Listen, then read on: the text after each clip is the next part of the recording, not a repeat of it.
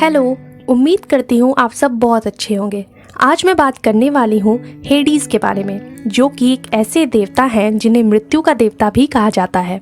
जी नहीं, यमराज की बात नहीं करने वाली हूँ, बल्कि आज हम ग्रीक माइथोलॉजी के बारे में जानने वाले हैं। ग्रीक माइथोलॉजी के अनुसार हेडीज को मृत्यु का देवता कहा जाता है और इसके साथ ही साथ इन्हें गॉड ऑफ अंडरवर्ल्ड भी कहा जाता है।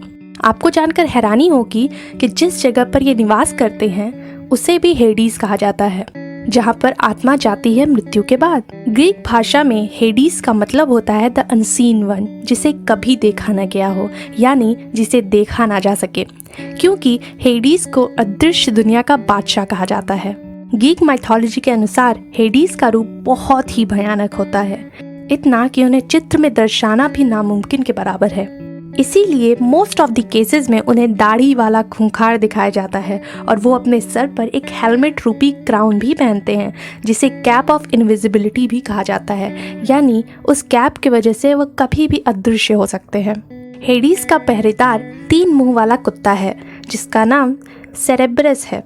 ऐसा कहा जाता है वो अंडरवर्ल्ड की चाबियाँ हमेशा अपने साथ रखते हैं। वैसे तो वो रेयरली अंडरवर्ल्ड से बाहर जाते हैं, लेकिन अगर वो कभी भी जाते हैं तो उसकी चाबियाँ अपने साथ ही रखते हैं, और साथ ही साथ उनका औजार बिडेंट भी उनके साथ ही होता है।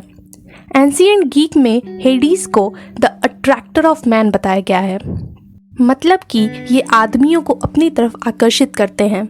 ऐसा कहा जाता है हेडीज अपनी माता रिया और पिता टाइटन क्रोनोस के पहले पुत्र थे। उनके पैदा होने के बाद ही उनके पिता ने उनके 2 भाइयों के साथ उन्हें निगल लिया था। जी हाँ, निगल लिया था, जहाँ से उनके भाई जियूस ने उन्हें निकाला था। उसके बाद काफी दिनों तक युद्ध चलता रहा। अंत में तीनों भाई विजयी हुए। युद्ध तो खत्म हो गया, लेकिन अब डिसाइड करना था कि अब कौन सा भाई किस लोक का रूलर बनेगा।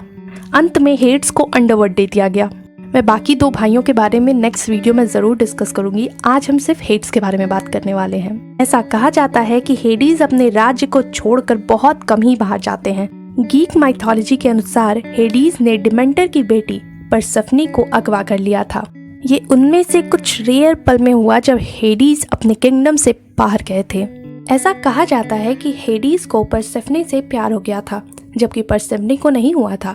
इसी वजह से वह उनके साथ अंडरवर्ल्ड जाना भी नहीं चाह रही थी, जिस कारण हेडीज को एक खेल खेलना पड़ा।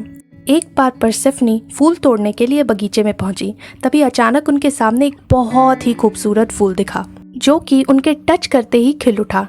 जैसे ही परसेफनी उसे तोड़ने के लिए आगे बढ़ी, जमीन फट गई। हेडीज अपनी 4 घोड़ों की सवारी के साथ अंदर से निकले और परसेफनी को अगवा कर लिया। डिमेंटर, जो कि गॉडेस ऑफ फर्टिलिटी मानी जाती हैं, वो अपनी बेटी के अगवा होने पर बहुत दुखी थी। अपनी बेटी की जुदाई बर्दाश्त नहीं कर पा रही थी और धरने पे बैठ गई, जिसकी वजह से धरती पर सन्नाटा हो गया। 1 साल बीत गए और बाकी भगवानों को ये टेंशन होने लगी कि कहीं धरती से मनुष्य ही ना खत्म हो जाए। डिमेंटर की सिर्फ एक ही विश थी, वो अपनी बेटी को एक बार फिर देखना चाहती थी। उन्हें अभी पता नहीं था कि हेडीज उनकी बेटी को लेकर गए हैं। इन सब के बाद उन्हें पूरे कारनामे का पता चला। इसके बाद जियूस के पास कोई रास्ता नहीं बचा, बजाय इसके कि वो हेडीज के पास दूत भेजे।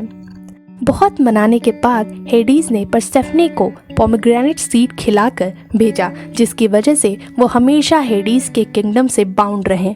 इस बात को जानने के बाद जियूस के पास कोई रास्ता नहीं बचा, तो उन्होंने तय किया कि परसेफनी साल का 2/3 अपनी माँ के साथ गुजारेंगी और 1/3 हेडीज के साथ।